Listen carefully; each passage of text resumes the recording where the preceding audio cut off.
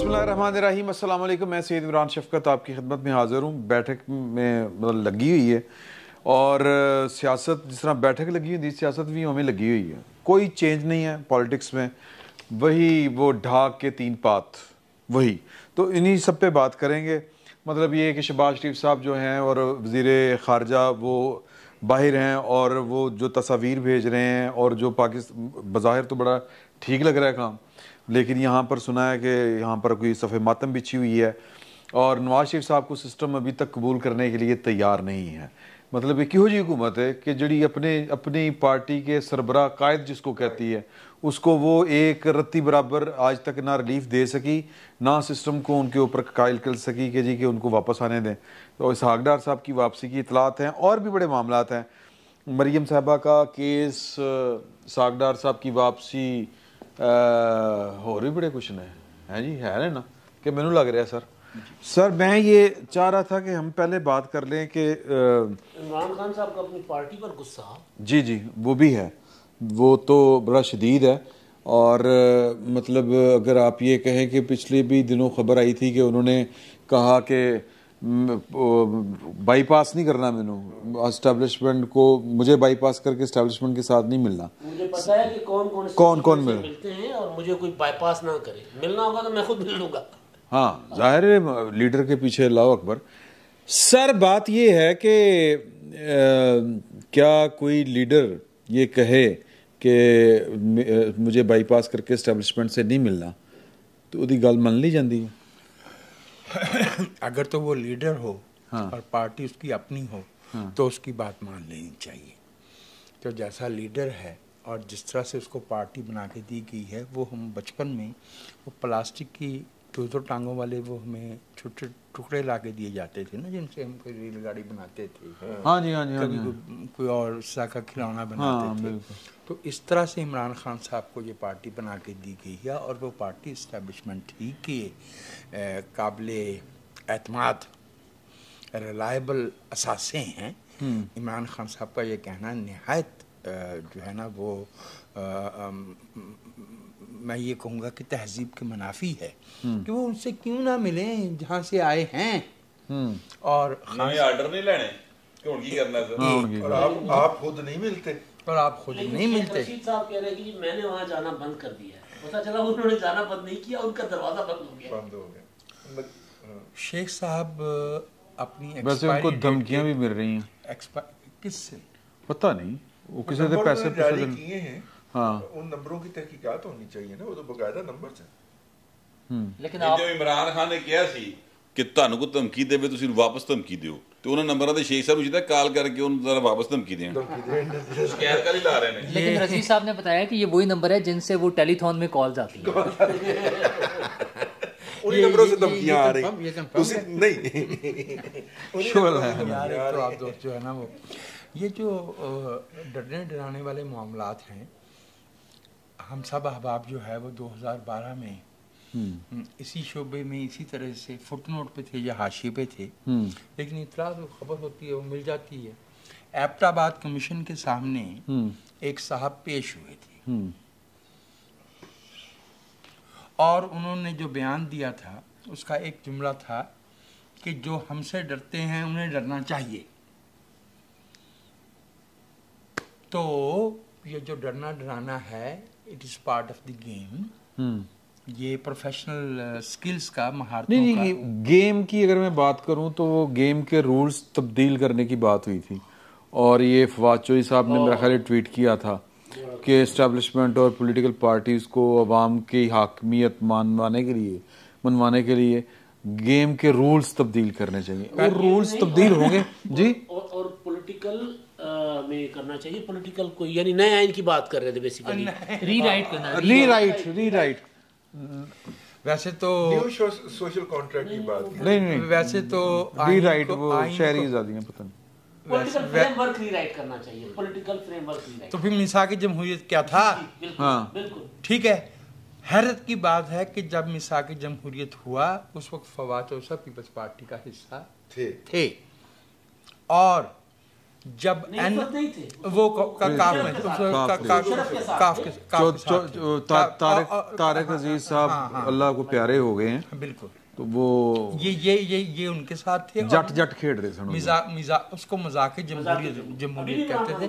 बाबर अवान जब NRO 1 हुआ उस वक्त किसके साथ थे? बेनजीर भुट्टो के साथ थे। अब वो कहते हैं NRO 2 हो रहा है। नहीं सर, वो बाबर अवान की उसका ड्यूटी बेनजीर के साथ थी। आजकल इमरान खान के साथ है, थे वो शुरू से उन्हीं के जिनके हैं। ये वो अकेले नहीं है। गौहर ये जुमला जो है ना, ये आपने जो समझिए कि गौहर अर्जान किया है। गौहर अर्जान। अच्छा, नहीं, इस तरह का जुमला आज इमरान खान साहब को भी एट्रीब्यूट किया गया है ज़राए के हवाले से। क्या उन्होंने किया कि फवाद चौधरी दुना पासों खेड़ दे। अच्छा, मुझे ये नहीं समझ आई कि उसको एप्रिशिएट किया कि वो चौधरी आपसे अच्छा। अब ये नहीं मालूम हुआ कि उन्होंने उसको ग्लेन मैक्सवेल बनाया है जो दोनों तरफ खेल सकता है, या उन्होंने उनकी तारीफ की है या तनकीद की है उन पे। ये पार्टी के रहनुमाओं को सोचना चाहिए कि उनकी पार्टी का लीडर उन पे कितना एतमाद करता है, उन्हें कितना एहतराम देता है, और वो और उसकी पार्टी के लीडर्स के दरमियान किन पॉलिसीज पे। सियासत सिर्फ इक़्तिदार में आने का नाम तो नहीं है ना। इक़्तिदार में तो यही इक़्तिदार में आने के बाद मुल्क चलाना बुनियादी सियासत है। सर, यहाँ पर प्रॉब्लम ये है कि यहाँ पे पाकिस्तान में सिर्फ इक़्तिदार में आना ही सियासत है, और चलाने की जो अहलियत है वो पॉलिटिकल पार्टीज अपने लोगों में पैदा नहीं करती। इस हवाले से कोई काम नहीं होता। जिन दो पार्टीज में ये थोड़ी बहुत सलाहियत मौजूद है वो बाय द टाइम आई है। जो तहरीक इंसाफ है, इसका प्रॉब्लम ये है कि ये चूँकि इधरों उधरों इटर उड़ा इकट्ठा करके एक इमारत बनाई गई है, अब उसकी सस्टेनेबिलिटी का इशू बना हुआ है फिलहाल।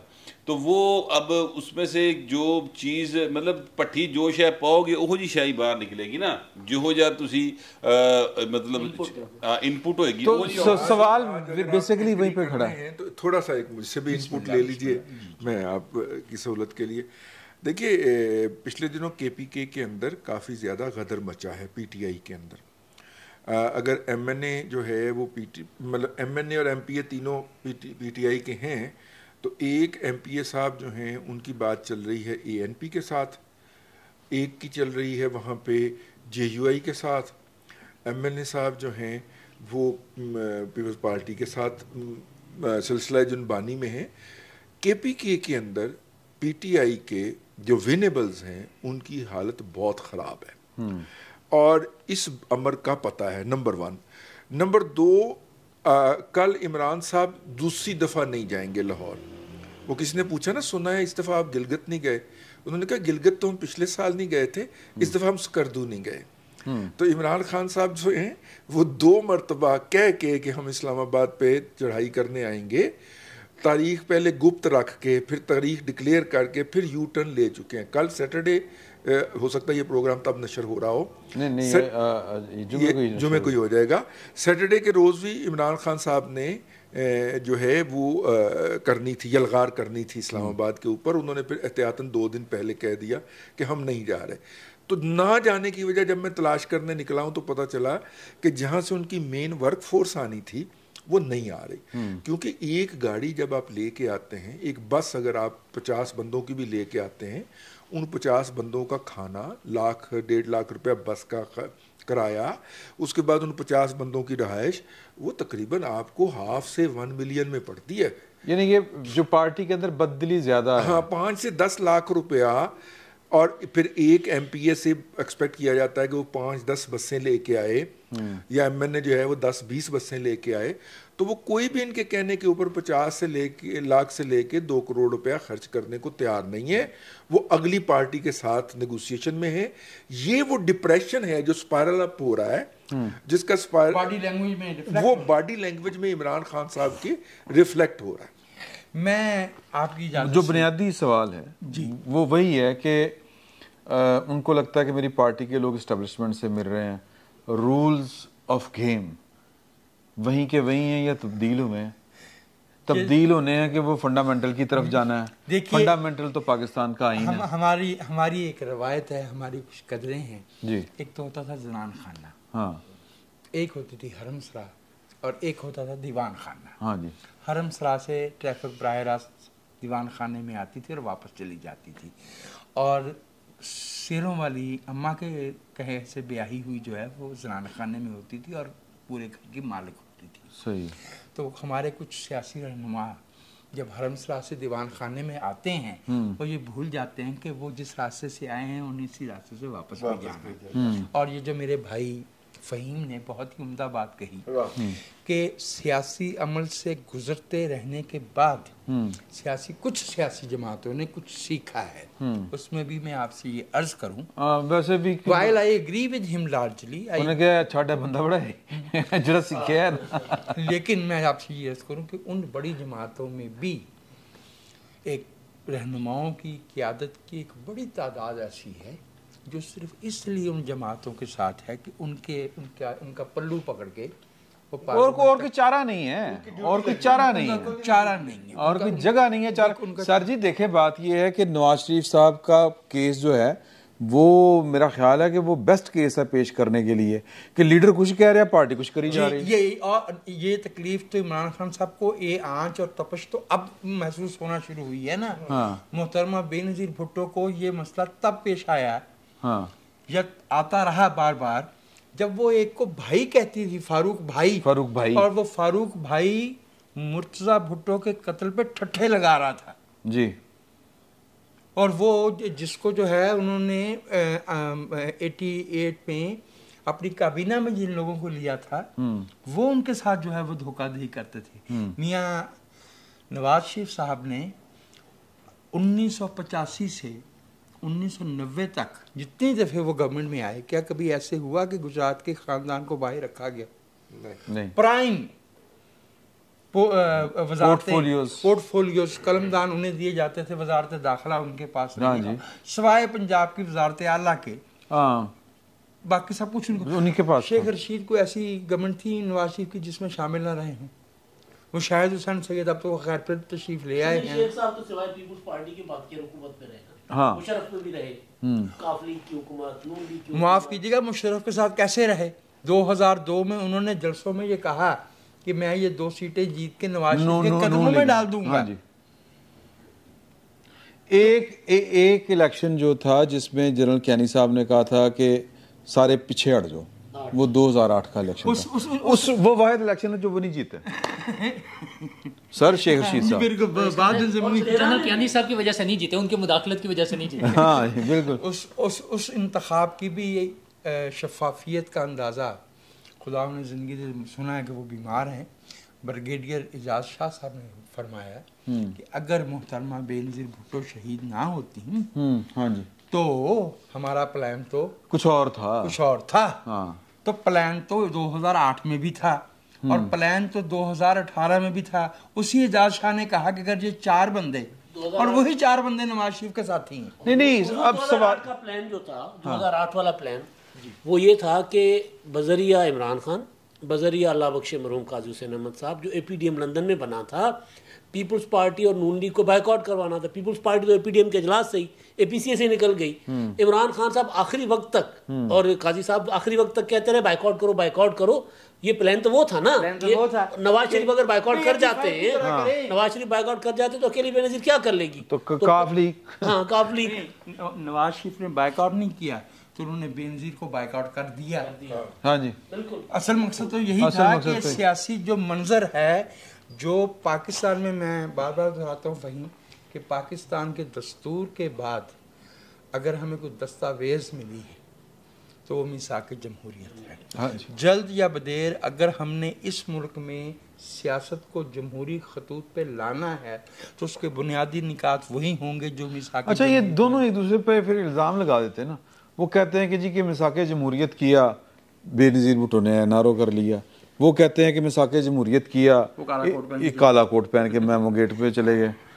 मतलब अगर वायलेशन है तो फिर ये दोनों पार्टियों की तरफ ऐसी दस्तावेजात की बजाय जो कि 2 पार्टीज या चंद पार्टीज ने की हैं, जब एक पार्लियामेंट का फोरम मौजूद है जिसपे दोनों पार्टियां आ जाती हैं तो आइन में अगर उन्हें लगता है कि कोई गुंजाइश है, कुछ सुकम है, तो उसको दूर कर लें। अगर मुल्क को आइन के मुताबिक जमहूरियत की वजह से हुए थे, उसके मुताबिक हुए थे। पार्लियामेंट जो है 18वीं तरमीम उसी सिलसिले में। पार्लियामेंट जो है वो गैरजन नहीं है। पार्लियामेंट में एक दस्तूर मौजूद है और पार्लियामेंट का हर रुकन लायानी तौर पे तवील हलफ उठाता है उस दस्तूर की बालादस्ती कायम रखने का। और मिसाक जमहूरियत जो है वो बुनियादी तौर पे मावराए पार्लियामेंट एक एग्रीमेंट है, एक इत्तफाक राय है कि हम सियासत में गैर सियासी मुदाखलत बर्दाश्त या पसंद नहीं करेंगे। मोर देन 80% उस मिसाक जमहूरियत पर आइन साजी हो चुकी हुई, 80% 2010-2011 तक हो गई थी। हाँ, उसमें बस वो जो है ना वो ज्यादा ही जो आइडियलिस्टिक चीजें हैं उन पे अमल नहीं हो सका। ट्रुथ जो बातें रहती मैं बता देता। हाँ, उसमें मियां मोहम्मद नवाज शरीफ साहब ने 2 बातें मानने से इनकार कर दिया था बाद में जी। एक बात ये थी कि जनाब उन्होंने कहा था कि जो है ना एक अदालत बनाई जाएगी, एक आईनी अदालत बनाई जाएगी, फेडरल कॉन्स्टिट्यूशनल कोर्ट होगी। और आर्टिकल 62-63 तो खैर वो पाइन के हाथ लाया था, हाथ बढ़ देंगे उससे तो शिकार हो नहीं, ठीक है। अच्छा, फिर वो नैब जो है उसकी जगह पे अब जो फ्रेमवर्क आया ना, ये उसकी कंटिन्यूटी है, ये some sort of that kind है, जो कि अब नैब जिस सूरत में वो लेकर आए ना, उस सूरत में अब नैब उसी तरह का आया, ठीक है। तो मियां साहब ने ना सर उसमें माजरत के साथ बड़ी पॉइंट भूल रहे हो, मैं आपको बता दूं, आगे कंटिन्यू करूं। जजेस का तकर्रुर थ्रू पार्लियामानी कमेटी, जिसको इफ्तिखार चौधरी की मोहब्बत में नहीं होने दिया गया था, और फिर मोहब्बत नहीं डंडा नहीं, वो 18वीं तरमीम में हुआ था। इफ्तिखार चौधरी ने 100 मुटो लिया था उसको, 100 मुटो लिया था। ये पीपल्स पार्टी और नून लीग ने इस पर हमल हो गया था। मैं गुजारिश कर रहा हूँ, उसमें पीपल्स पार्टी ने, मैं उन मीटिंग्स का मतलब गवाह रहा हूँ, रिपोर्ट की है, उसमें पीपल्स पार्टी ने नून लीग को कहा था कि जी हम नहीं इनकी डिक्टेशन मानेंगे। उस वक्त नवाज शरीफ साहब ने इफ्तिखार चौधरी के पलड़े में वजन डाल दिया था। ख्वाजा शरीफ का आपको याद होगा कि उनको ऊपर भेजना था, उनको रोक के रखा गया, साकिब निसार साहब को भेजा गया। नहीं, ये 2 मामले में कर रहे हैं। नहीं, मैं आपको सिर्फ वाकयात बता रहा हूँ कि उस वक्त पीपल्स पार्टी, मैं सिर्फ ये बता रहा हूँ कि मिसाके जमहूरियत में जो लिखा था जजों का तकर्रर, वो उसी तरह हुआ था। सुप्रीम कोर्ट ने 100 मोटर नोटिस लिया था, और फिर कहा था कि जी कि ये तरमीम करें इसमें, और फिर पार्लियामान ने उसमें 20वीं तरमीम हुई थी या 19वीं, बिल्कुल 100% ठीक कह रहे हैं। पीपल्स पार्टी उस पर डट जाने का फैसला कर लिया था। नवाज शरीफ ने, नून लीग ने कहा था कि नहीं, ओके, ये कह रहा हूँ, साथ नहीं दिया था। मैं ये गुजारिश कर रहा हूं, दूसरे लोग भी साथ गए थे। मैं एक बात आपसे अर्ज कर दूं, पाकिस्तान में हम सियासतदानों को, सियासी रहनुमाओं को बहुत आसानी से तनकीद का निशाना बना लेते हैं, लेकिन हम ये भूल जाते हैं कि एक दिन भी ऐसा नहीं गुजरा पाकिस्तान में 16 अक्टूबर 1951 के बाद जिस दिन सियासी अमल और जमहूरी अमल के खिलाफ साजिश ना हुई। हाँ, ठीक बात है। और उसके होते हुए नतीजा ये है कि तमाम सियासी जमातें इस कदर कमज़ोर हैं, और सियासी जमातों में क़यादत की सतह पे बुनियादी सियासी शऊर की कमी है। और जहां वो कोई अच्छी बात भी कर रहे होते हैं, मैं उस वक्त मुझे जो है वो लफ्ज़ के लिए माजरत, फ़हीम गौहर का सिनिसिज्म याद आ जाता है। वो सिनिसिज्म हक बजानब होता है। वो अच्छी बात भी कह रहे होते हैं तो उसके पीछे मोटिव कोई और होता है। तो इसलिए मियाँ साहब काला कोट पहन के जब गए, उसके पीछे कौन हजरात थे, और वो है वो तो पाशा साहब तो वर्दी में थे ना, लेकिन मियां साहब अपने रफाका में से लोग मौजूद थे, कहते थे मैं नाम लूं। यानी आपका मतलब मियां साहब के साथ भी जैसे इमरान खान साहब कह रहे हैं कि मेरे लोग डायरेक्ट ख्वाजा आसिफ बड़े हैं, राणा मरीद खेल, राणा तनवीर, ख्वाजा आसिफ, यस और रफीक और ख्वाजा साद रफीक, एक को छड़ के बाकी सारे नहीं, ठीक है। मैं नाम लेने से इसलिए एक वजीर किधर छड़ नाम लेने से इसलिए झिझक रहा था। अच्छा नहीं, बद खान जो है ना, वो कहते हैं कि ਇਹ ਵੀ ਤੁਹਾਡੀ ਗਲਤਫਹਿਮੀ ਹੈ। अच्छा ਉਹ ਕਹਿੰਦੇ ਨੇ ਉਹਨਾਂ ਦੀ ਅਪਰੂਵਲ ਤੋਂ ਬਗੈਰ ਵਜ਼ੀਰ ਦਾਖਲਾ भी नहीं लगना। नहीं, वो तो देखिए, आप मेरी बात सुने, वो तो एक सीईओ का जो इख्तियार है ना, ठीक है, वो सीईओ का इख्तियार है, जिन्ना मर्जी आजादी नारे मारिए, हुणी सीईओ आ जाएगा, कहेगा फलानी शायद कट तो कटी जाती ना। तो वो जो सीईओ का इख्तियार है ना सर, वो अपनी जगह पर मौजूद है और वो जाहिर है कि वहां से अप्रूवल लेनी होती है। लेकिन मैं चूंकि जाती तौर पर इस बात को जानता हूँ, 10 साल वो यहाँ पे रहे हैं, वजीर दाखिला या वजीर कानून, दोनों ओहदे थे उनके पास, तो मुझे इस बात का इल्म है कि छोटे भाई ने बहुत तंग सन ते वड्डे भाई ने कहा कि जो मर्जी हो जाए ए नाल रहेगा। अच्छा मेरे को खबर है, एक खबर है सर, खबर दसन लगा मैं, खबर है ये कि लंदन में जब मुलाकात हुई, ये 3 दिन बाद आई खबर, उस मुलाकात के बाद तो उन्हें क्या, वो भाई ना वो आर्मी चीफ, उन्हें क्या 2 गल्लां दस पहले बात तो नहीं किया, उन्हें क्या नहीं उधरों तो कुछ आया, उन्हें क्या नहीं फिर तेरा की मसला चल सुन लो ये नहीं, उन्हें क्या तू टेंशन ना लै दी, उन्होंने कहा वो इमरान खान दा वो तो फिर आ रहा तो इस तरह दी गल्लां, उन्होंने कहा वो तेरा की मसला है, उन्होंने कहा जी हाँ, कहते राणा सनाउल्लाह आप ही वेख लेगा, अल्लाह की कसम है ये quote and quote. Rana Sanaullah में बहुत सी खामियां हो सकती हैं, लेकिन हमें ये नहीं भूलना चाहिए कि उनकी बुनियादी तरबियत एक सियासी कारकुन की है। जी हाँ, और वो और बहुत कुर्बानी है। पीपल्स पार्टी में रहे हैं सर, बहुत कम लोगों को मालूम है पीपल्स पार्टी के वो तहसील सदर हुआ करते थे, पीपल्स पार्टी के वो उन लोगों में से हैं जिन्होंने बकायदा जेल और किला काटा। ये जो आपने तारीफ और उनकी वो फरमाई ना तहसीन, मुझे मालूम थी, लेकिन मैं चाहता था कि आपके मुंह से आए क्योंकि सवाब ज्यादा होगा। मैं नाम नहीं ले पा रहा था ख्वाजा आसिफ का और दूसरे दोस्तों का वो काले कोट वाले किस्से में, इसलिए कि अगर हमें रिटायर्ड सरकारी एहलकारों का नाम लेने पे भी सीईओ साहब नाराज होते हैं और आप कहते हैं कि वो काट देते हैं, चीज पता क्या काटते हैं, वो सहाफत की ना काटते हैं। हर वो बंदा जो ठीक रहे हो लेकिन कहना नहीं चाहिए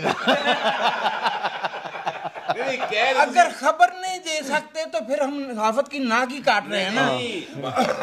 ठीक रहे हो पर कट फिर भी देते जो कट फिर भी देते हैं, इसलिए कि जोर आवर है ना। अच्छा भाई, एक बात मैं आपसे अर्ज करूं कि मियां नवाज शरीफ साहब तो तुले हुए थे 2008 के बाइकआउट पे। हाँ जी। उनको जब तक हयात थी मुहतरमा बेनज़ीर ने समझाया, फिर जरदारी साहब ने समझाया। एक मिनट मतलब मैं आपकी खिदमत में पेश करता हूँ इसे। मेरी राय में मियां नवाज शरीफ साहब के लिए पंजाब में 2008 की कामयाबी खुद उनके लिए अचंबा थी। He was out of the political arena for like 8 years, तो उनके लिए अचंबा था।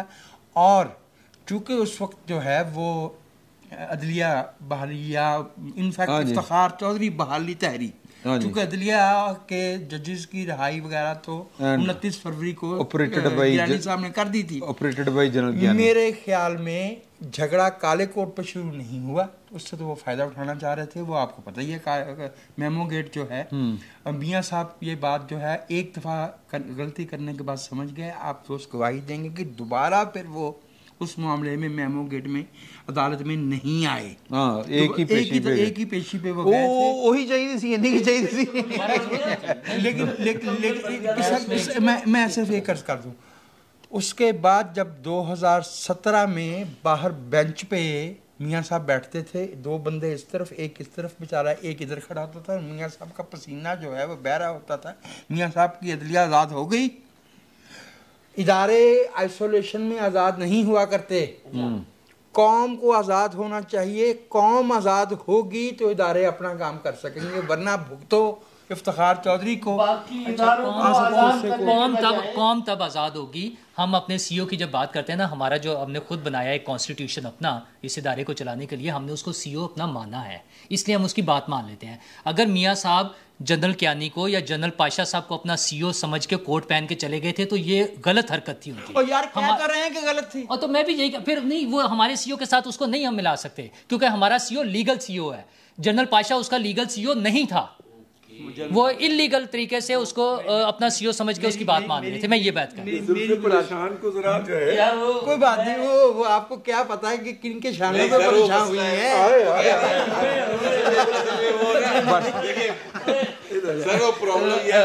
हम अगला सवाल करेंगे हम अगला सवाल करेंगे इमदाद सोमरो से। सर वो एक्चुअली वो एक बहुत खूबसूरत मैं न लगाऊंगी हाथ रे, लट उलझी भाईजान नहीं बाबू जी। अच्छा जाती हमले हो रहे हैं, जाती मैं सिर्फ एक गुजारिश करना चाहता कि आप अगले सवाल पे चले जाइए। नहीं सवाल अभी तक वहीं पे है। मेरा मसला ये है कि हमारे पास ये मुमकिन है कि मुमकिन क्या होता है कि डिक्टेशन आती है, लेकिन क्या राहील शरीफ को मियां नवाज शरीफ ने साफ कोरा इनकार नहीं किया कि हमने आपको एक्सटेंशन नहीं देनी? जी दिया ना। उन्होंने क्या जनरल महमूद से बंदूक पकड़ के वो शख्स सामने खड़ा है, अभी सलाउद्दीन सत्ती साहब हयात है ना, हाँ जी, ओवर माई डेड बॉडी जी। जुल्फकार अली भुट्टो ने फांसी तक चले गए ना। मुहतरमा बेनजीर से कहा था ना कि आपके तहफ़्फ़ुज़ की हम गारंटी नहीं देंगे, वो आई ना पाकिस्तान, और जिस दिन आई उसी दिन हमला हुआ, उसको 70 दिन बाद उनको शहीद कर दिया गया। यार बात ये है कि कुछ अपनी कमजोरियां होती हैं, कौम में इज्तिमाई कमजोरियां हैं, लेकिन जहां दूसरी तरफ से जो है वो मुदाखलत हुई है और ज्यादती की गई है और गैर दस्तूरी जुराइम किए गए हैं इस कौम के खिलाफ, उनका भी तज़किरा करना चाहिए। हमारा सीईओ बेशक हमने जो है वो उनको तस्लीम किया हो, नहीं उस सीईओ का क्या करें जो बाहर से पिस्तौल लेके आ जाता है। देखें बात ये है, मैं एक मिनट में एक मैं और बात करना चाहता हूँ कि जनरल परवेज़ मुशर्रफ ने सजा हुई सर जी हुई, ठीक है, तो फिर वो अदालतों ने किने उड़ाया? किसी सियासतदान ने नहीं उड़ाया जी, बंदूक ने उड़ाया, माफ कीजिएगा, सियासतदान ने उड़ाया। और सियासतदान जो हैं वो कुछ फिक्रा ले लीजिए जी, जिन्होंने उड़ाया उन्होंने इफ्जाना वसूल किया जी, रोजाना वसूल करते हैं और नए इफ्जाने के लिए नई नई बातें मुंह से निकालते हैं, कच्ची पेंसिल से लिख के समरियां भेजते हैं कि सुओ मोटो लिया जाए। जिन्होंने उन अदालतों को उड़ाया वो अब भी वही काम करने के लिए बैठे हुए हैं। उनकी इंडक्शन ही इस बुनियाद के ऊपर और इस काम के लिए की गई थी। अब ज्यादा मुंह ना खुलवाइए। साहब ने जो बात की ना, बड़ी खूबसूरत बात थी वो बात के इदारे इनफरादी तौर पर आज़ाद नहीं हुआ करते, नहीं होने चाहिए। पार्लियामेंट वो है मदर ऑफ इंस्टीट्यूशंस। पार्लियामेंट जब तक आज़ाद नहीं होगी, आप अदलिया को आज़ाद कर देंगे, अदलिया बेलगाम हो जाएगी। आप इस्टेब्लिशमेंट को आज़ाद कर देंगे, बेलगाम हो जाएगी। ब्यूरोक्रेसी को आज़ाद करेंगे, इनके ऊपर ये वैसे दोनों नहीं, हमने इस पे धरनों पे देखा एक ऐसा खौफ नजर आ रहा था कि आज पता नहीं क्या हो जाएगा। जब वो सियासतदान इकट्ठे हुए, पीपल्स पार्टी ने चाहे वो ऑफर दी कि आए पार्लियामेंट में आए, पार्लियामेंट में आके खड़े हुए, वो सारा कुछ वो झाग की तरह बैठ गई चीज। तो पार्लियामेंट जो सबसे मजबूत इदारा हो सकता है, बिल्कुल आइन और कानून के मुताबिक जो सबसे बड़ा इदारा, हाँ आइन और कानून। और वो जवेद हाशमी का गुनाह माफ नहीं किया गया, ये भी आप नहीं वो माफ नहीं, उसको सियासी तौर पे कत्ल किया गया। जवेद हाशमी को मुशाहिदुल्लाह खान का जुर्म माफ नहीं किया, निहाल हाशमी का नहीं हुआ। नहीं अच्छा, अगला हमारा जो नहीं हुआ, नहीं सर मेरी बात मुशाहिदुल्लाह खान की अगली नस्ल ने भी भुगता और भुगत सर। ये तो ये बड़े मेजर करैक्टर हैं, लेकिन सानवी हैं जी। जो असल अदाकार है ਉਹਦਾ जुर्म माफ हो रहा है, हुकूमत आई हुई वापस नहीं आ सकता। तो मेरा ख्याल है कि इस बात एक ही सवाल पे आके रुक गई। आपसे सवाल करना चाह रहा हूँ जी, करो सर। आप माशाल्लाह अहले सहाफत के बुला के दैर से तुझको इमाम करते हैं, अदी बात। तो मेरे भाई वो जो मज़हर अब्बास साहब ने कल बात कही है, उससे मेरी जो है ना वो कांपे टांग गई हैं। वो फरमाते हैं कि क्यों ना आर्मी चीफ की तकर्री का अख्तियार जो है वो आर्मी को दे दिया जाए। और खुद मुझे आप भाई समझाएं कि मज़हर अब्बास को ने ये बात किस जवाज के तहत और क्या सोच के कही। ख्वाजा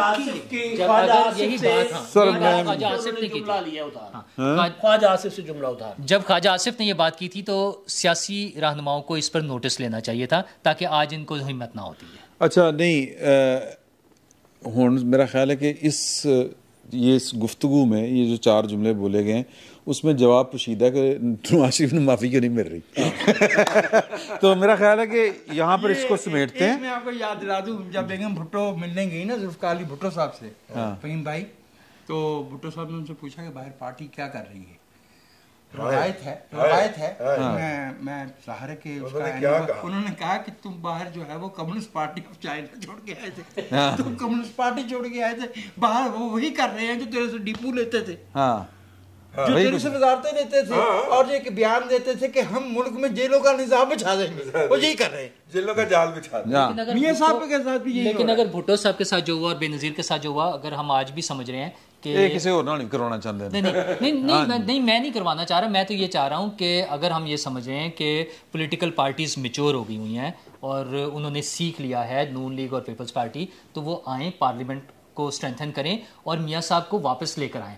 चले मियाँ साहब को नहीं लाते, कम से कम सिस्टम को ठीक करें, कोई उस पर कोई स्टेप्स लें, लीगल प्रोसीडिंग में जाएं कि उनके जो अगर गलत मुकदमा थे उनको ठीक करें, और अदालत को कंट्रोल करने की, कंट्रोल इन द सेंस के लीगल फ्रेमवर्क में लाके उनके इख्तियारात क्या हैं, मतलब वहाँ पे अगर ज़मीर के मुताबिक फ़ैसले होने हैं, अगर मुनासिब फ़ैसले होने हैं, अगर फ्रीकैन की ख्वाहिश के मुताबिक फ़ैसले होने हैं, तो ये एक मजाक है। फैसले आइन के मुताबिक होने चाहिए और इसमें इन सारी चीजों को अगर कोई कानून के मुताबिक होना चाहिए, आइन के मुताबिक होने, और ये सिर्फ पार्लियामेंट कर सकती है और किसी से ये नहीं हो सकता, ये पार्लियामेंट को करें। जी सर पोलियो के कतरे पिलाए जाते हैं बच्चों को ताकि बच्चों को पोलियो ना हो और बच्चे अपने पाँव पे खड़े हो सके। यहाँ पॉलिटिकल पार्टीज को कतरे पिलाए जाते हैं ताकि वो माजूर हो। तो फिर उन पॉलिटिकल पार्टीज को इतना हमें मार्जिन देना होगा कि वो वक्त के साथ साथ जितना बेहतर कर सकती हैं ना वो करती होती हैं। 18वीं तरमीम अगर उन्होंने की है, अब आगे आकर जो चीजें देखें हम जो आज की अभी तक की गुफ्तगू है, का नाम फवाद चौधरी तो नहीं है, बहुत है बड़े कतरे ने, बल्कि मिसरा आ गया सर सागर की तय में कतराए सीमाब रह गया। तो वो जो गुफ्तगू हमने जहाँ से स्टार्ट की थी, गुफ्तगू वहाँ से आगे नहीं बढ़ सकी। गुफ्तगू यही थी जो आप कह रहे हैं कि क्या खेल के ज़ाब्ते बदले हैं, कुछ असूल बदले हैं, बदलेंगे कि नहीं बदलेंगे। देखिए जो लोग, जो तबका, जो किराए के लोग अपना बेनज़ीर भुट्टो के बारे में कार्टून बनाते थे, उसकी तस्वीरें फेंकवाते थे, गालियां बकते थे, वही अनासर, वही लोग, वही किराए के टट्टू जो हैं वो आज मरियम नवाज शरीफ के बारे में उसी तरह की गुफ्तगू करते हैं, उसकी उसी तरह की तस्वीरें सोशल मीडिया पे लगाते हैं, उसके ऊपर उसी तरह की काम करते हैं। इसका मतलब ये है कि जमहूरी और पीटीएम के जो हमारे दोस्त हैं वो भी ये कर रहे हैं, उनके बारे में भी ये किया जाए। कभी कभी हमारे यहाँ इस फोरम पे भी किसी ने पिंकी पीरनी का लफ्ज़ इस्तेमाल किया, नहीं किया, हम नहीं कर सकते। हम इसको मुनासिब नहीं समझते। बदकिस्मती ये है कि यहाँ पे तस्वीर के दोनों रुख इसलिए तारीख हैं कि हमारी सियासत को सियासी जमहूरी बुनियादों पे खड़ा ही नहीं होने दिया जाता। मेरी दूसरी बात है, तबका वही है, लोग वही हैं, जिन्होंने उनको किराए पे लेना होता है वो भी वही है, ठीक है। और हम जो हैं, तू और मैं की लड़ाई के अंदर जो है सियासी लोग जो हैं वो उलझे हुए हैं। हमारी लड़ाई उस हाथ से है जो ये वाला गंद करने वालों को हायर करता है, और इस दफा तो बाकायदा उनको ऑर्गेनाइज्ड करके, मुनज़्ज़म करके पीटीआई के हवाले किया गया है। यानी आज भी आपको और मुझे गाली बकने के लिए पीटीआई के ट्रोल्स को जो अदायगी हो रही है वो पंजाब के कौमी खजाने से हो रही है और केपी के कौमी खजाने से हो रही है, और पूरा स्टेट क्राफ्ट जो है उसको रोक नहीं सक रहा, ना रोक पा रहा है और ना शायद रोकना चाहता है इस बात को, ठीक है। वो एक लाला सहराई है, पिछले दिनों बहावलपुर के सहरा में एक फूल खिला है, तो मैंने उनका नाम रखा है लाला सहराई। तो लाला सहराई जो है वो आज भी इतने मौसर हैं कि वो 20 सीटों के इलेक्शन में से 15 सीटें निकाल के ले जाते हैं। लाला सहराई जब तक, और लाला सहराई ने खौफनाक तरीके से पैरेलल निजाम मुरतब कर लिया। अच्छा, लाला सहराई तो मैंने याद आया कि शहबाज गुल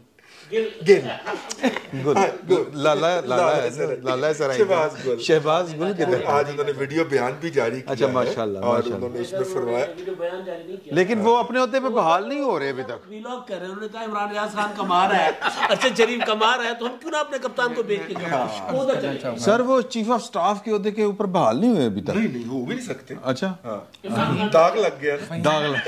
मैं चूंकि उधरों ना रह गया है, मैं डेविल्स एडवोकेट ही समझ लीजिए। मैं सियासत मैं समझता हूँ कि मुल्क की किस्मत का अल्टीमेट फैसला जो है सियासतदानों ही को करना चाहिए और शऊर के साथ करना चाहिए। बिल्कुल। मैं दो बातें अर्ज करूँगा। अंदर की गवाही है, चूँकि हुसैन हक्कानी उस वक्त एक बड़े होटल, इस्लामाबाद के होटल में, कई लाहौर में भी बड़े होटल में थे, लाहौर में तो सकाफत इस्लामिया मौजूद थी, उनकी गवाही है। उन्होंने अपनी किताब में लिखा है कि जब बेनज़ीर भुट्टो की वो तस्वीर तैयार की गई और मियाँ साहब से कहा गया कि इनको फेंकवाना है, उन्होंने इनकार किया, तो लाहौर के एक ताजर को हुक्म दिया गया कि तुम ये पैसे लेके वो जो सिविल एविएशन से वो तैयार सिखाने वाला वाल्टन एयरपोर्ट वहाँ से जहाज लो और ये फेंको। वन और दूसरी बात में आपसे वो ये भी हार्स माउथ से है कि मोहतरमा मरियम नवाज की उस वक्त वो परहैप्स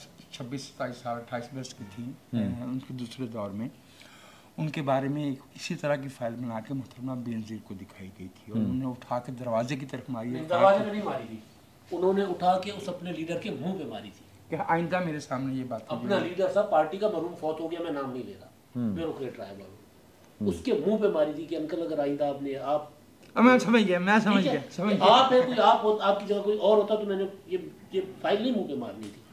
ये आइंदा इसलिए मैं आपसे ये अर्ज कर रहा हूँ कि वाइल हम अपने सियासी रहनुमाओं पर तनकीद करते हैं और हमें करनी चाहिए, हमारा हक है, लेकिन जो डेविल्स ड्यू है वो भी देना चाहिए इस मुल्क के लिए। जेलों में भी वही जाते हैं, इस मुल्क में जो भी अच्छा है, देखिए जो फांसियाँ चढ़ते हैं, जलावतन होते हैं, माफ़ कीजिएगा, हम आपस में बैठे हुए हैं, थोड़ी सी सख्त बात एक दूसरे मुंह से निकल जाती है तो 6 दिन मुंह बना जाता है हमारा। उन्होंने तो बहुत, और जिंदगी का उन्होंने नींद आनी शुरू हो गई। 11 साल जो है उसकी नींदा उड़ गई ना। 11 साल इसके लीडर ने जेल में काटे हैं जवानी के, और एक भी कन्विक्शन नहीं थी उसकी। तेरा कड़ा लीडर जरदारी, अच्छा मैं वो इनके पसंद के इनका लीडर नहीं है। देखिए आज के दौर में अगर कोई सबसे मुदब्बर सियासतदान है तो आसिफ जरदारी, पाकिस्तान की ग्राउंड रियलिटीज को सामने रखते हुए 18वीं तरमीम वाला क्रेडिट दलेर भी है, नसदा भी नहीं, माफी भी नहीं मांगदा, जेल भी बैठा रहता है, ठीक है। नहीं नस्या नहीं भी 2015 इनसे बजाने 15 सर वो फिर नवाज शरीफ ने भी ना, नवाज शरीफ ने क्या कि मैं तो नहीं, मैंने पता नहीं कौन है, मैं तो जानता ही नहीं वो कौन है। एक मिनट बढ़ता सी दिसंबर की 12 2011 25 दिसंबर तक जो है मुल्क का सदर दुबई में बैठा हुआ था। सर ਉਹਨੂੰ तो फिर जो ਉਹਦੇ ਨਾਲ ਹੋਇਆ ਸੀ ਉਹੀ ਦੱਸੋ ਨਾ ਫਿਰ ਕੀ ਹੋਇਆ। ਧਮਕੀਆਂ ਦਿੱਤੀਆਂ ਗਈਆਂ ਸੀ। मैं इसलिए बार-बार कहता हूं ਪਿਸਤੌਲ ਫੜ ਕੇ ਉਹ ਫਿਰਦਾ ਹੁੰਦਾ ਸੀ ਆਏ ਜਿੰਨੇ ਆਣਾ गन लेके, वो पिस्तौल गन लेके। नहीं, सदर साहब के अब्बा जान फौत हो गए, सामने हॉस्पिटल था, हॉस्पिटल नहीं जा सकते थे, उन्हें कहा कि निजी सिक्योरिटी क्लियरेंस नहीं, आप नहीं जा सकते। तो बस जी बस इतनी सी बात है। हाँ कमली जरदारी साहब की जब वफात हुई नहीं गए वो शामिल हुए, इसलिए कि भाई एम्बुलेंस ला के दरवाजे पे सर पता नहीं करने जा सके, पता वो बाद में चले गए थे, लेकिन ये खबरें चली थी कि वो गए थे हॉस्पिटल आपके पास, ये था कि उनको सिक्योरिटी क्लियरेंस नहीं मिल रही थी। जी यही कहना चाह रहे हैं, रोके ये सिक्योरिटी क्लियरेंस तो भाई अभी मैं आपसे अर्ज करूं कि कायरा साहब आए सन, कायरा साहब सिक्योरिटी क्लियरेंस नहीं देंगे भाई कि तो बाहर निकल गोलगप्पे खा लो, चौक खिलोगे, सिक्योरिटी क्लियरेंस की केड़ी गल है। ये बात ना करें। जो मैं कहना चाह रहा था ना, वो अब आसिफ जरदारी की जब कोई बंदा तारीफ में बात करे तो बहुत सारे मसाइल पैदा हो जाते हैं, तो इसीलिए मैं जरा रुक गया था कि वो मसाइल जरा बाहर आ जाए, फिर मैं दसा, ठीक है। आसिफ जरदारी साहब से नहीं पक्का सही लाई यार एक मिनट बल्कि इस बात पे ना, बचपन में क्रिकेट खेला करते थे अपने गांव के ग्राउंड पे, एक बच्चा, बात सुनो, नहीं बस एक बच्चा छोटा सा ना होता था, तो हमारे गांव का ही था, उसको ना ये उंगलियां चूसने की आदत होती थी, यूं करके उंगलियां चूस रहे होते थे, तो हमारी जब बैटिंग थी वो ना कहीं झाड़ियों के नीचे बैठ के चूस रहा है और उंगलियां, और वहां सो गया। अच्छा सोया रहा, हम हार रहे, जब आखिरी वो था, आखिरी बैट्समैन हमारा वो था सर, वो आखिरी विकेट वो थी, उसको जगाया झंझोड़ के कि बेटा तेरी बारी आ गई है, वो गया, उसने ऐसे छक्के चौके मारे, हम जीत गए। बट साहब सोया हुआ था, आखिर में छक्का। आज सिक्योरिटी क्लियरेंस की बात हो रही थी, रजी साहब साथ है, शाह जी को भी सिक्योरिटी क्लियरेंस नहीं मिली, ये गोलगप्पे खाना चाह रहे थे। वो मेरे सामने गोलगप्पे वाले ने सिक्योरिटी क्लियरेंस नहीं वो तो बात मैं बेचने के लिए लाया हूं। नहीं बट साहब ने मेरे माइक छीना था उनकी बात। अच्छा आप बात करें फिर बात होगी लंबी, अगली निशिस्त में कर लेंगे, बस एक काम मेरा करवा दो यार, की सर तेरी ते बड़ी मंद है, ਨੂਰਲਾ ਨੂੰ ਮੈਂ ਇਹਨੂੰ ਕੰਮ ਕਿਹਾ ਯਾਰ ਕਰ ਦੇਵੇ ਇਹਦਾ ਕੀ ਜਾਂਦਾ अच्छा ये ना जरा पर्सनल बातें शुरू हो गई यहाँ पे। तो अभी सवाल एक था, क्या पाकिस्तान की जो सिविल मिलिट्री रिलेशन है बेसिकली और पाकिस्तान की जो पॉलिटिक्स है या पावर पॉलिटिक्स है, उस खेल के जो असूल हैं बुनियादी जो 74-75 साल से चले आ रहे हैं, क्या वो तब्दील हुए हैं, क्या तब्दील होंगे, इस पर बात हो रही है और मेरा ख्याल है यही कंटिन्यू करेगी। फिल वक्त इतना ही, बहुत बहुत शुक्रिया आपका। बैठक की दूसरी नशस्त में आपको खुशामदीद। और इस नशस्त में जो पहली नशस्त की बातें रह गई थी वो अब करेंगे, और ये है कि शहबाज शरीफ साहब और बिलावल भुट्टो साहब जो हैं वो इमरान खान साहब को 7 समंदर पार जाके टेंशन दे रहे हैं, बड़ी खौफनाक टेंशन दे रहे हैं। जो बाइडन बाबे दे नाल देखो एक पासे वो फोन नहीं करता, मतलब आप ये लेवल चेक करें कि इस वक्त इमरान खान साहब जो हैं वो केड़ी कंज टक्कर मार रहे होंगे और किन्नू किन्नू वो जनाब हैं। बरनौल के ट्रक जो है वो बनी गाला की तरफ जाते ना सर, बरनाल वाला कोई इशू है सर। बात ये है और अगले एक और गल कि ये आर्मी चीफ की तकर्री का मामला, और वो सुना है कि अंसार बसी साहब की खबर है कि जी के वो हो सकता है सुप्रीम कोर्ट में ले जाएं इस मामले को। तो ये सारी बातों पे बात करते हैं। तो आप क्या कह रहे हैं? बिलावल की और शहबाज शरीफ साहब की जो बात कर रहे हैं ना सर जी, बात यह है कि अगर वजीर आजम का वजीर खारजा अगर वो खारजी उमूर चलाएगा और साजिशें नहीं करेगा तो फिर मतलब जो बाइडन से मुलाकात नामुमकिन चीज तो नहीं थी ना। एक फोन कॉल नामुमकिन तो नहीं थी, मगर जाहिर है उस वक्त वजीर खारजा नहीं चाहते थे करवाना। अच्छा जी, हाँ सर, वो क्यों चाहते, जाहिर है आपको पता तो है सारी बातों का। शाह मुतकरश वो और उनकी लॉबी ज़्यादा वहाँ पे मौजूद है माशाल्लाह। मैंने कहा उनके जो वजीर खारजा थे उनका तो साहबजादा जो है वो 14-15 बरस से जो है वो अमेरिका में बैठा है, उनकी तो ज़ाती घर की लॉबी वहाँ मौजूद है। अच्छा देखिए, जहाँ पे मीटिंग की बात है ना, देखिए पहले जॉन कैरी मिले, जॉन कैरी के साथ डेविड लू भी बैठा हुआ था, वो मिल के गए हैं। उसके बाद आप उन सीक्वेंस को देखें, उसके बाद फिर बाइडन जो है वो तकरीर करते हैं, उसमें पाकिस्तान का भी हवाला देते हैं। जी हाँ, ठीक है। और पाकिस्तान की कैटास्ट्रोफ की बात करते हैं और कहते हैं कि पाकिस्तान को कर्जों में रिलीफ देना चाहिए, ये वो सारा कुछ ठीक है। और उसके बाद फिर वो जो है उनकी एक तस्वीर भी जारी होती है, जिसमें तस्वीरें खतरनाक आई हैं, जिन्नियां भी आई हैं, हार्ट अटैक वाली तस्वीरें और देखो 2 टेंशन च रहे ने। मैं सुन लो गल, मैं ਤੁਹਾਨੂੰ खबर दस रहा अंदर दी, मेरे को ऐसा टेंशन च रही दो हस्तियां पाकिस्तान दे विच। नंबर 1 टेंशन च रहे इमरान खान साहब तस्वीरां वेख के, दूजा ते मीना दुरानी। अच्छा वैसे उनकी जो अमेरिका की फर्स्ट लेडी साथ थी, तो पाकिस्तान की भी फर्स्ट लेडी होनी चाहिए थी। हाँ जी, लेकिन ਉਹਦੇ ਤੇ ਹੁਣ ਕੁਰਾਨਦਾਜ਼ੀ 'ਚ ਫੱਡਾ ਪੈ ਗਿਆ ਸੀ। नहीं उधर वो यार दो गल्लां दी गल्लां पक्कियां ना करो, यानी कोई गल होर वध जाएगी। अच्छा चलो, देखिए एक तो ये कि उन्होंने इसको बकायदा प्रॉपर तरीके से मैनेज किया। एक तासुर डिप्लोमेसी में जो तासुरात होते हैं वही बड़े मैटर करते हैं। मैं एक फिक्रा कहा था, मैं उसे दोहराए देता हूँ, मैंने अपने व्लॉग में कहा था, मैं वो दोहराए देता हूँ। इमरान खान साहब 4.25 साल तक उतने डिग्निटरीज से नहीं मिले जितने डिग्निटरीज से शहबाज शरीफ, शंघाई कोऑपरेशन और अक़वाम मुत्तहिदा की कॉन्फ्रेंस में मिल गए। और नहीं, मलका के जनाजे पे भी हैं। इन पिछले एक माह के अंदर जितने डिग्निटरीज थे वो मिल लिए और अपनी बात पहुंचा ली, उतने से वो 4.25 साल में नहीं मिले। ये हजरत वो हैं कि जो ताली बजाने के लिए फैसल जवेद की और सखियों को मतलब और साथियों को साथ में अक़वाम मुत्तहिदा के इजलास में जहाज भर के लेके गए थे कि उन्होंने बैठ के गैलरी में तालियां बजानी है और इमरान खान जिंदाबाद के नारे लगाने हैं। जिसका ज़रफ इतना हो या जिसका विजन इतना हो, उसने आलमी लीडरों से क्या मिलना था यार। मेरा मतलब है वादा करके कि मैं तुम्हारी कॉन्फ्रेंस में आऊंगा, वो भाग यार इस लेवल पे ये हजीमत जो पाकिस्तान ने उठाई है। कल इमरान खान साहब ने कल जब वो माफी वाली अदालत में गए थे ना सर, वो गल भी वहां से जब वहां से एक सहाफी ने सवाल किया कि यार मुल्क सैलाब में डूब रहा है, आप अभी भी जलसे कर रहे हैं, तो उनका जवाब पता है क्या था? क्या? उन्होंने कहा था कि वो जो चेयरमैन है जिसका सूबा डूबा हुआ है वो बाहर क्या कर रहा है और वज़ीर आज़म शहबाज शरीफ बाहर क्या कर रहा है। अक़वाम मुत्तहिदा का फोरम जहाँ पर हमने सैलाब की बात हो रही है और अक़वाम मुत्तहिदा ने वहाँ से जो रिपोर्ट जारी की है, उन्होंने कहा कि जी पाकिस्तान का 30 अरब डॉलर से ज़्यादा नुकसान हो चुका हुआ है इन एफर्ट्स की वजह से ना। 30 अरब डॉलर का नुकसान हो चुका हुआ है। IMF पाकिस्तान को कर्जे रिशेड्यूल करे, पूरे दुनिया के इदारे रिशेड्यूल करे कर्जे, रियायतें दें पाकिस्तान को जब तक वो बहाल नहीं हो जाते।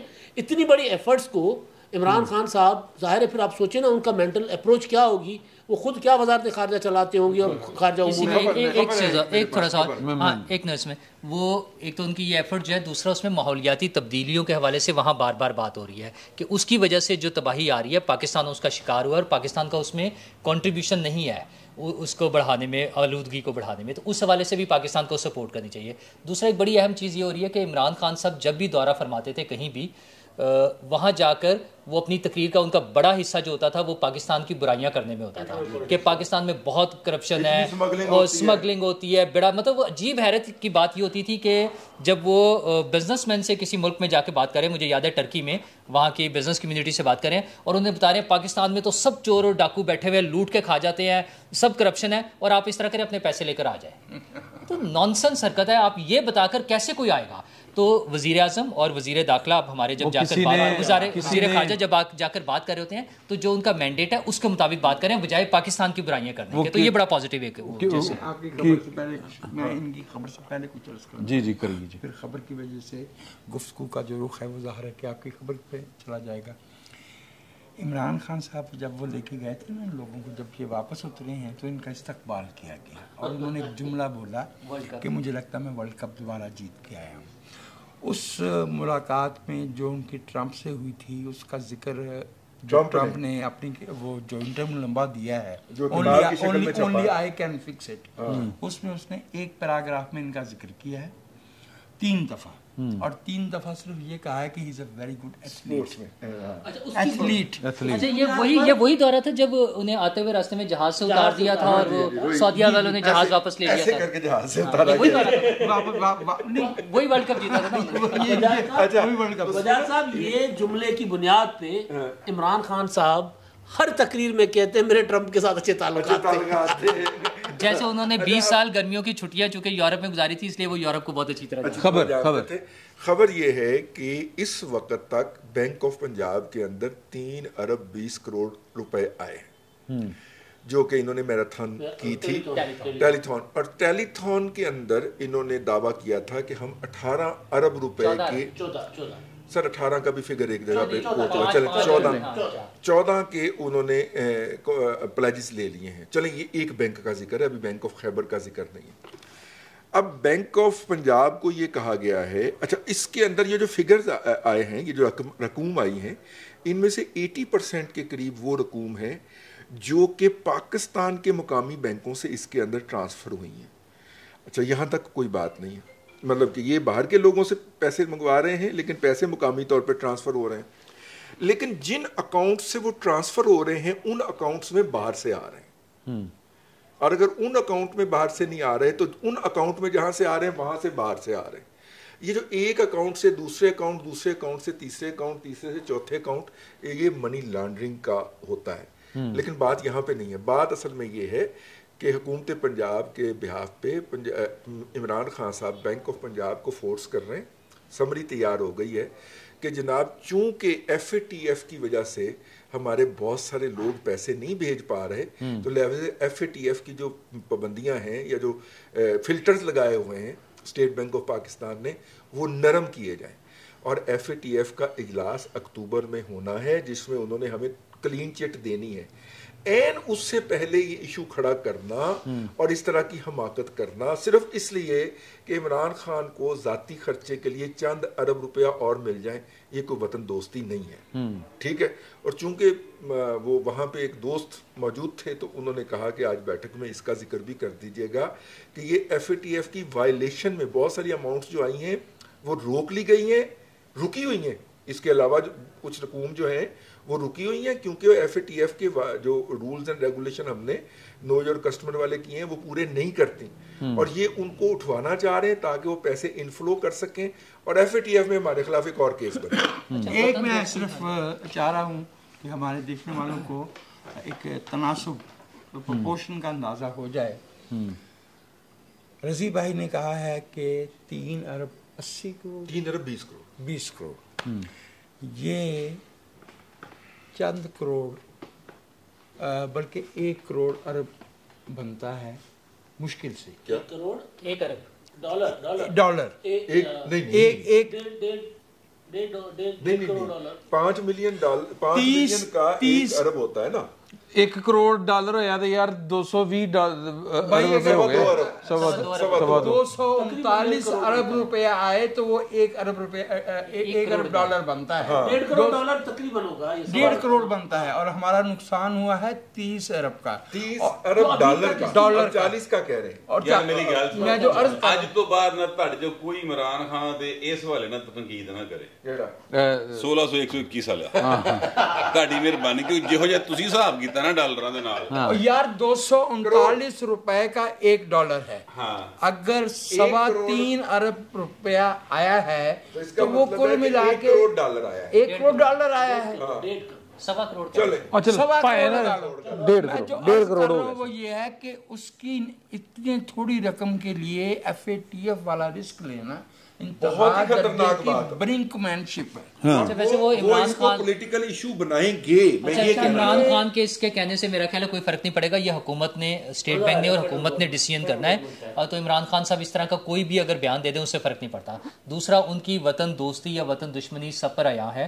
वो तो हुकूमत में आने से पहले भी लोगों को कहते थे कि आप पैसे बैंक के ज़रिए ना भेजें, हुंडी के ज़रिए भेजें। आने के बाद भी अब भी उनका यही आलम है। वो तो पाकिस्तान की इमदाद भी रुकवाना चाहते हैं। वो तो हर किस्म का काम, IMF का पैकेज भी वो डिस्टर्ब करना चाहते थे, जो शौकत तरीन साहब वाला मामला सामने आ चुका हुआ है। तो इसलिए उनकी वतन दोस्ती या वतन दुश्मनी जो है वो सब पे आया है। मेरा ख्याल है वो कोई इतनी बड़ी बात नहीं है। अच्छा, मसला इमरान खान साहब के साथ एक और आ रहा है। आपने जो पिछले उसमें निशस्त में बात की थी ना, परसों में देख रहा था, एक ट्विटर पर चल रहा था, PTI वाले चला रहे थे कि 150 दिनों में 80 जलसे, 150 दिनों में 80 जलसे। अब 80 जलसे, एक जलसा माड़े से माड़ा जलसा, कम अज़ कम जो जलसे की जो वहाँ की अखराजात हैं, लोगों को लाना ले जाना नहीं, वो अखराजात 2 करोड़ से ज़्यादा होते हैं। मैं मोहतात लगा रहा हूँ। बहुत हाथ घुट के ना मैं मतलब ਉਹਦੇ ਕੋਲੋਂ ਲੱਗ ਰਹੇ हैं समझो ਤੁਸੀਂ। ठीक है ना, यानी लाने ले जाने वाले अखराजात नहीं, सिर्फ वहाँ पे जो DJ शीजे ये वो सारा लाइटिंग शाइटिंग और कुर्सी जी वो शोर की आवाजें जी कुर्सियाँ कुर्सियाँ सारा पंडाल सजाने वाला जलसे के इंतजामात। बाकी पब्लिक पे जो खर्चा आना है ट्रांसपोर्ट पे वो अलग है, उस पर सिर्फ इतना लगता है तकरीबन। अच्छा, अब ये तकरीबन 1 अरब 60 करोड़ तो ये हो गया ना 180 जलसों के हिसाब से। तो इमरान खान साहब को 80 जलसे 2 करोड़ मेरे हिसाब से। ठीक है, ठीक है भट्ट साहब ना। अच्छा, अब आप सोचें कि अब इमरान खान साहब अब आ गए दोबारा वर्कर्स कन्वेंशन पे। जो लॉन्ग मार्च वाली बात थी, रजी साहब की बात को मैं इस वजह से मुझे बात दोबारा छेड़ रहा हूँ कि लॉन्ग मार्च जो इमरान खान साहब रोजाना कहते हैं ना, एक तो है राणा सनावला का डर, ठीक है, दूसरा ये है कि अब पैसे कितों आएंगे। 14 अरब रुपए तो लोगों ने भेजते सैलाब वास्ते, वो ना करते तो फिर लोग ताने देते, वो एक अलग मसला था। तब इमरान खान साहब के पास ना तहरीक चलाने के लिए पैसे और ना तहरीक चलाने के लिए क्या कहते हौसला चाहिए ना, हौसला। लेकिन शुक्र है वो प्राइम मिनिस्टरशिप के दौर में काफ़ी सारे वो जो तोशा खाने के गिफ्ट भेज चुके हैं, तो कम से कम अपना घर चलाने के पैसे उनके पास नहीं, वो भी नहीं होने उन्होंने कोल सर। हाँ, भट्ट साहब ने वो मैं सिर्फ ये पूछना सी हाँ कि वो जब सैर ते जाके सो गया नहीं, कम रहने दो। मैं सिर्फ ये जानना चाह रहे हैं भट्ट साहब कि वो जो तस्वीर आपने देखी है बाइडन वाली सर वो जरा तबसरा कर दो तो। और उसके बाद मैंने ना एक सीरियस क्वेश्चन आपसे करना है। वो ये सीरियस नहीं था, नहीं ये भी सीरियस है यार। ये इमरान खान ऐसे होते सर। चुप इमरान खान ये कहते हैं। अब मैं आपसे सीरियस बात कर रहा हूं सर। ये तो भट्ट साहब ये वो है। अच्छा जी, नहीं वो शहबाज शरीफ जेड़ा ना वो इस तरह खलोता है जिस तरह इमरान कह रहा है मुंडा सुना। अच्छा भट्ट साहब, सवाल है कि अंसार अब्बासी साहब की भी स्टोरी है और 2 दिन पहले भी ये खबर ब्रेक हुई थी, ज़राए से जाहिर है कि ये आ रही हैं खबरें इस तरह की कि वो रोकने के लिए जलसे में तो उन्होंने कह दिया था ना कि जी के एक्सटेंशन है नहीं दे, मतलब अपॉइंटमेंट नहीं कर सकते आर्मी चीफ की, मौखर कर दी जाए। मौखर करवाने के लिए उन्होंने अपने जो लीगल टीम है उसको टास्क दे दिया। तो सुप्रीम कोर्ट जा सकते हैं ये इस काम के लिए? वो चाहे तो जा भी सकते हैं, चाहे तो आज खुद नोटिस भी लिया जा सकता है। पहले लिया आज खुद नोटिस, वो कहता मैं माफी नहीं मंगी, वो कहता तेरी माफी तो मुतमईन है। अब पता नहीं केड़ी गल तो मुतमईन ने नहीं उन्होंने क्या लिख के दो। नहीं सर, ऐसे नहीं सर, जितनी अब तक बात हुई है ना वहां तक लिख दिया गया मुतमईन। वो लगा हमने, हम मुतमईन है। अच्छा, आपको संगीनी का एहसास हुआ है, आपकी माफी से हम मुतमईन है। ऐसे ना जवाब लिखा जमा हुआ बयान हल्फी देना। बयान हल्फी नहीं मैं वैसे पूछना चाह रहा, मैं अपने नॉलेज उसके बाद आगे फैसला होगा ना, फैसला मुअख्खर हुआ है, को जवाब दायर होगा, उसके बाद फैसला करेंगे। 3 अच्छा यार, वैसे हुस्न ज़न रखना भी चाहिए और अदलिया का एहतराम हम सब पर लाजिम है। तो बात को बड़ी मजबूरी इमरान भी तो इंज ही कर रहे हैं ना। हाँ तो जो उन्होंने कुछ नहीं किया थे फिर सानू कहणगे सानू दे कहणगे सानू दे अतनुल्लाह साहब ने क्या साढ़े दे तनकीद कर लो, असि नहीं माइंड करते। अच्छा चले तो अदालत के कानून को मानते ही नहीं है मेरा ख्याल है, वो तो वैसे भी आइन के अंदर है आर्टिकल, तो अभी ये तो नहीं हो सकता ना। नहीं वो ਨੂਲਾ ਸਾਹਿਬ ਤੁਹਾਡੀ ਮਰਜ਼ੀ ਹਰ ਥਾਂ ਤੇ ਨਹੀਂ ਚੱਲਣੀ ਕਿ ਤੁਸੀਂ ਮੇਰਾ ਕੰਮ ਕਰੋ ਜਾਂ ਨਾ ਕਰੋ, ਇਸ ਤਰ੍ਹਾਂ नहीं होना। वो आइन ਦੇ ਵਿੱਚ ਲਿਖਿਆ ਹੋਇਆ है, ठीक है। अच्छा, मैं ये कहना चाहता हूँ कि जो आपने बात की ना कि वो इमरान खान साहब जो है, पहले भी आपको याद होगा ये मामला इस तरह से हैंडल किया था कि वो चले गए थे सुप्रीम कोर्ट में, मामला चला गया था, आज खुद ले लिया था नोटिस, याद है? सर बोलो ना तुसी। 21 अगस्त 2019 को शायद, ठीक है, लेटर लिखा था और लेटर ਇਹੋ ਜਿਹਾ ਲਿਖਿਆ ਸੀ कि उस तो बाद फिर वो मामला उत्थे चला गया। और मैं आपसे वैसे अर्ज करूँ कि ये तब भी उन्होंने जान के ऐसे किया था, जानबूझ के ऐसा। वरना देखिए ऑक्सफोर्ड भावें बंदा उत्ते स्पोर्ट्स बेस ते गया होवे, इन्नी कि अंग्रेजी आ रही हुंदी है, ठीक है ना, कि बंदा अंग्रेजी सीधी लिख लैंदा, बाकी गल्लां छड़ दिओ, ठीक है। लिखण दी दूर दी गल, उन्हें पढ़िया भी नहीं होना कभी वो लेटर। चले मैं ये कहना चाह रहा हूँ कि वो जा रहे हैं और बाकायदा इसका इंदिया वो दे चुके हैं। और असद उमर साहब ने काशिफ बासी साहब के प्रोग्राम में ये इसका एक दफ़ा फिर हवाला दिया। उन्होंने कहा कि वो जो फ़रूग नसीम साहब थे, जब वो वज़ीर कानून थे हमारे साथ, तब उन्होंने ये बात की थी कि ये जो लेटर जिस रोज़ इशू होगा 3 साल वहाँ से शुरू होंगे, ठीक है। तो 28 मई है, लिहाजा ये अभी जो बातें हो रही हैं नवंबर में हम चेंज कर देंगे, नया आ जाएगा, ये हो जाएगा, वो मेरा ख्याल है ये ना अभी कोशिश कर रहे हैं, अपनी ख्वाहिशां नज़ार कर रहे हैं। गल 28 मई 2023 की करी जानी है और वो अब इमरान खान इस पर कन्विंस्ड है। और एक आखिरी बात कर लेता हूँ, फिर उसके बाद पता नहीं चिरागां च रोशनी रहनी कि नहीं रहनी। जिस तरह नवाज शरीफ को रेस्क्यू करने के लिए मौलाना फजल रहमान का धरना हुआ था ना सर, उसी तरह इमरान खान ने रोला पाया जो किसी ने रेस्क्यू कर ले। अच्छा, लेकिन इसमें मैं एक इनकी बात को बढ़ावा देने के लिए इस हवाले से काफ़ी डिटेल्ड मीटिंग हुई है और प्रेसिडेंसी उसका मरकज़ थी, अली जफ़र साहब वहाँ पे जाते रहे हैं और भी लीगल माइंड जो थे पीटीआई के वो वहाँ पे बैठ के डिस्कस करते रहे हैं। और फिर इसका भांडा जो है बाकियों ने तो कहा है। सबसे पहले हसान न्याजी ने जो है वो आपको पता है ना, एक हवन्नक सा हफीजुल्लाह न्याजी साहब का तोहफा है, ठीक है, तो वो इस तरह की बातें वक्त से पहले बोल जाता। हफीजुल्लाह न्याजी का तो हवन्नक ही होगा। तो वो उन्होंने बोल दिया कि जनाब हम एक इस तरह की पिटीशन ड्राफ्ट कर चुके हैं जो लेके जाएंगे। लेकिन मसला ये है कि अदालत के अंदर जो है वो 2 ऑब्जर्वेशन मैं आपको सुनाना चाहता हूँ। और मतलब कि 3 रुकनी बेंच के एक सरबराह ने कहा कि हम आप 3 आपके सामने बेवकूफ़ बैठे हुए हैं। और फिर सोशल मीडिया पे उनकी उस ऑब्जर्वेशन का जो हाल हुआ, फिर जब इसाक डार साहब के वकील ने कहा कि सर हमें आप हमारी पिटीशन वापस कर दीजिए, हमने आपके सामने प्लीड नहीं करना, ठीक है। और जो वहाँ पे लोग मौजूद थे उन्होंने बताया कि वो जज साहिबान जो थे उनके मतलब कि चेहरों से क्या अयां हुआ। तो मेरा ख्याल ये है कि वो जो अयां हुआ वो वाला प्रेशर है, मुतवक्को प्रेशर है, क्योंकि इस तरह की सरगर्मी के नतीजे के अंदर उनको अभी से महसूस हो रहा है।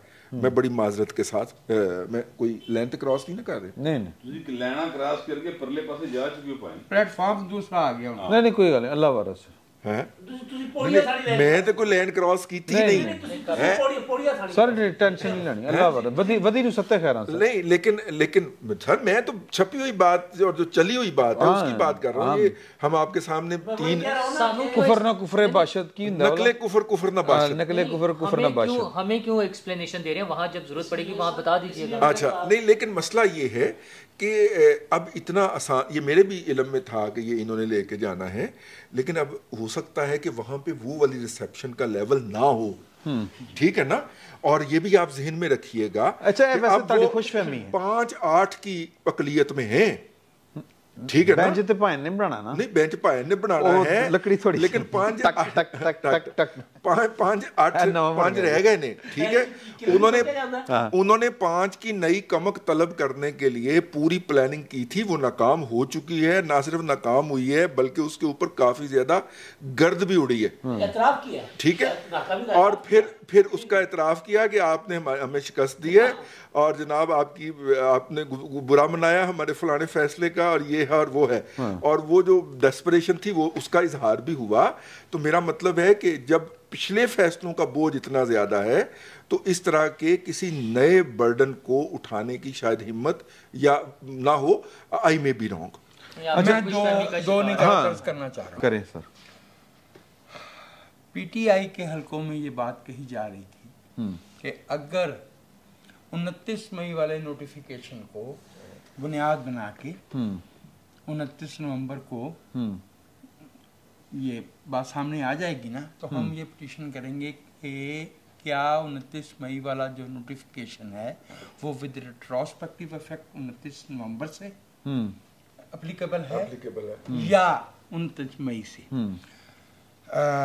फरोग नसीम साहब के हवाले से असद उमर साहब ने जो राय दी वो अदालत पे बाइंडिंग नहीं है। अदालत की अपनी सवाबदीद है कि वो अपने फैसले पे को किस तरह से इंटरप्रेट करती है। 1 2 मैं जो समझता हूँ कि जिस पे हमें गौर करना चाहिए कि इमरान खान साहब ने भले किसी भी मोटिव के तहत, भले किसी को खुश करने के लिए, अपीज करने के लिए या दाना फेंकने के लिए ये बात कही हो कि आने वाली हुकूमत जो है वो आर्मी चीफ को नॉमिनेट करे या नामजद करे या उन्हें मुकर्रर करे, मेरे ख्याल में ये इस मुल्क की तारीख में एक बहुत ही ख़तरनाक ट्रेंड को मुतारफ कराने वाली बात है। इसका मतलब ये है कि हम एग्जीक्यूटिव को ताबे कर रहे हैं आर्टिकल 245 के तहत इंस्टीट्यूट होने वाले महकमे के। ये बहुत डेंजरस रुझान है। इसका मतलब ये है कि देखिए ना, हम नहीं जानते, 101 पॉसिबिलिटीज होती हैं आर्मी चीफ की तब्दीली की। मैं उनकी तफसील में नहीं जाना चाहता। वो कब किस वक्त उसकी ज़रूरत पेश आ जाए ये अख्तियार वज़ीर आज़म का है। वज़ीर आज़म के मशवरे से सदर ने नोटिफाई करना है।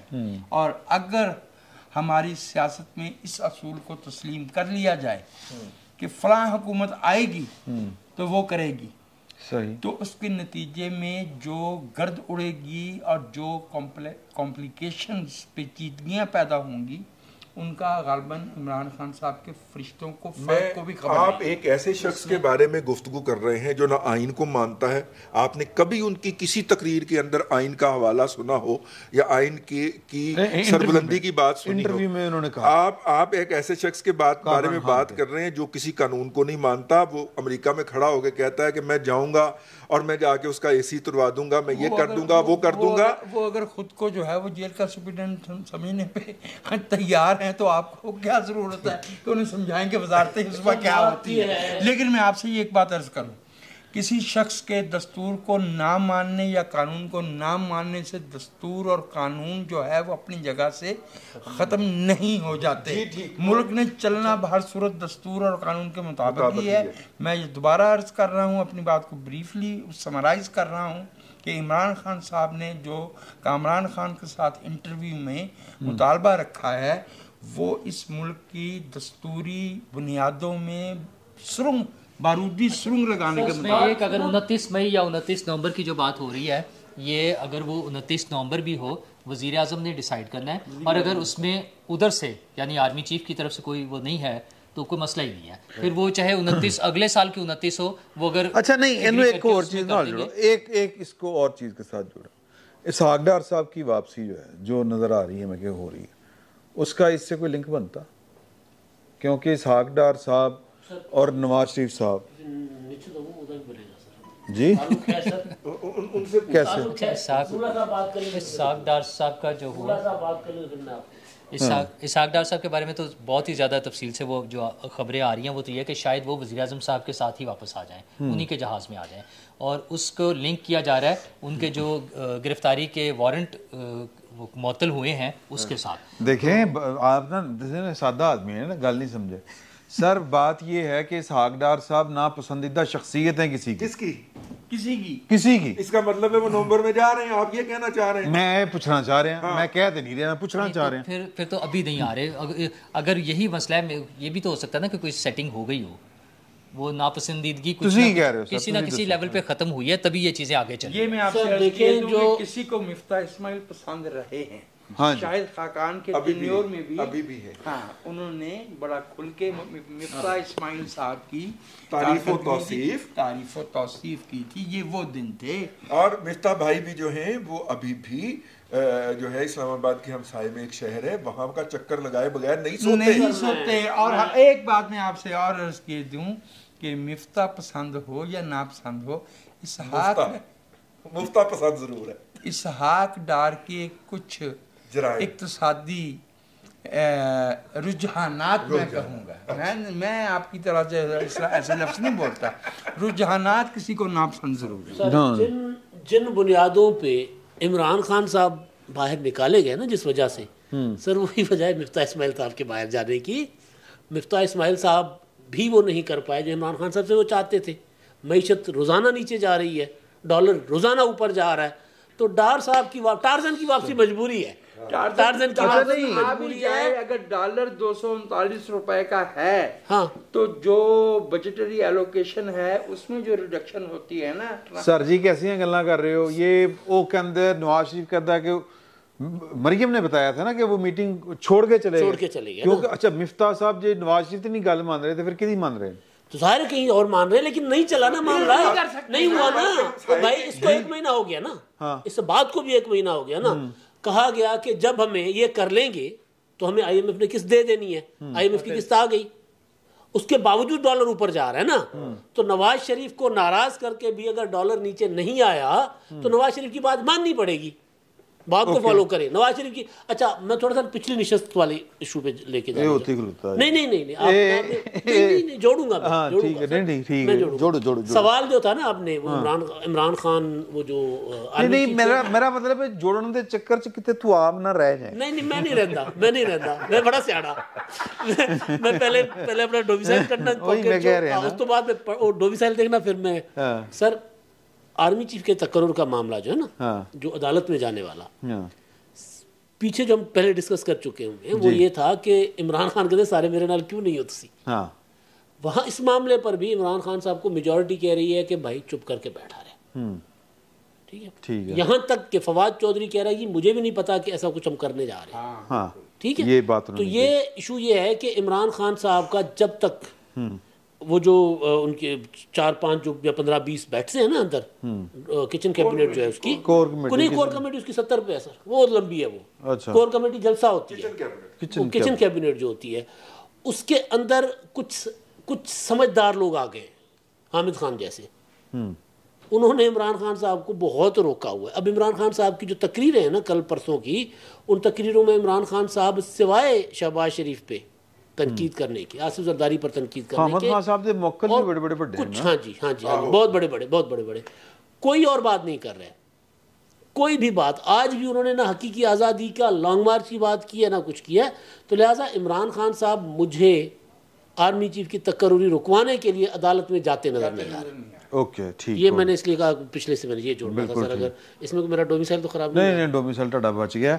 बट साहब आपने लैमिनेशन करा रखी है, मसला तो ये है, सैलाब आ गया। बट साहब ये हम आखिरी मराहिल में हैं, ख़वातीन हज़रात, ख़वातीन तो है नहीं, हजरात ही सही। इमरान खान साहब पंजाब लाहौर का दौरा फरमाते हैं, 3 इजलास होते हैं, परवेज़ इलाही साहब दस्तयाब नहीं है। सर की परवेज़ इलाही साहब इसलिए दस्तयाब नहीं कि एक तो परवेज़ इलाही साहब जो है ना, उन्होंने एक अश्योरेंस दे दी है कि भाई ने लॉन्ग मार्च खेडेगा तो मेरा ना कोई तल्लक नहीं। ठीक है। दूसरी बात यह है कि इमरान खान साहब उनसे मिलना चाहते थे। यानी राणा सन्नावाला ने जो 20,000 पुलिस पंजाब से मांगी है, वो मैं आपके उसमें कर लेता हूँ ना। 20,000 पुलिस जो पंजाब से मांगी वो मिल जाएगी राणा को, कानूनी तौर पे बाइंडिंग है सर। हाँ, आईजी इनकार नहीं कर सकता। ठीक है, वो जानी हाँ। एक बात। दूसरी बात ये है नहीं जाएगी तो गवर्नर आज लग जाएगा। नहीं गवर्नर आज नहीं सर, अपनी पुलिस को आईजी उड़ जाएगा। हाँ सर, आईजी 4 महीने रह गए। नहीं, आईजी बेचारा मारा जाएगा। बाइंडिंग है, केपी से लें, वो यहाँ से लें, वो इवन जो हाँ कौमी उधर से लें, अपना कश्मीर से लें, वो उनका राइट है। वो आप रोक नहीं सकते। एक बात। दूसरी बात यह है कि वो चाहते ये थे कि जनाब असम्बली तहलील करने की तरफ आया जाए। तो परवेज़ इलाही का दिमाग खराब है, वो दिमाग से कोई इट बज गई, वो क्यों करे? उन्हें तो दोबारा कभी जिंदगी शायद दोबारा मेंबर भी ना बने जो हालात ने। ठीक है, लिहाजा वो क्यों करेंगे? वो जितना भी टन्योर है उसको एंजॉय करेंगे। तीसरी बात जो थी वो ये थी कि जनाब जो है इख्तियारात हमारे लोगों को चीज़ें नहीं मिल रही, MPs रो रहे हैं ये वो, तो वो परवेज़ इलाही साहब तो नहीं देंगे। वो क्यों नहीं देंगे? ये अहम बात है। अहम बात इसलिए है क्योंकि परवेज़ इलाही साहब की जड़ी है ना चौधरी शुजात नाल सुलह तकरीबन हो गई। ओके, ठीक है। और वो नून लीग नाल मामला ठीक हो सकता है, नून लीग के साथ मामला जो है या PDM के साथ मामला ठीक होने की डगर पे चलना शुरू हो गए। ओके, ठीक है। इसीलिए पहले जो पंजाब असम्बली के स्पीकर की चेंज आने की बात हो रही है ना, कि अब उसको पहले चेंज करें। परवेज़ इलाही ऐसे तनहा दे इस पासे का मुलाजिम हो जाएगा। ओके, ठीक है। अब यहाँ पर नून लीग की तरफ से जो उनके हॉक्स है ना, वो कहेंगे वह किमें हो सकता है।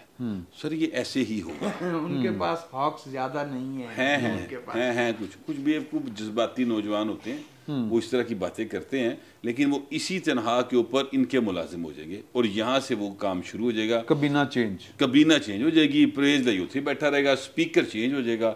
लेकिन ये मैं वो बातें कर रहा हूँ कि अगर ये पोजीशन आई तो ठीक है। अभी जरदारी साहब जो हैं एक्चुअली वो थोड़ा सा क्या कहते हैं कि उनको है कि यार परवेज़ इलाही ने साढ़े पहले हाथ किया, वादा करके ये परले पासे चला गया, एतबार नहीं किया जा सकता।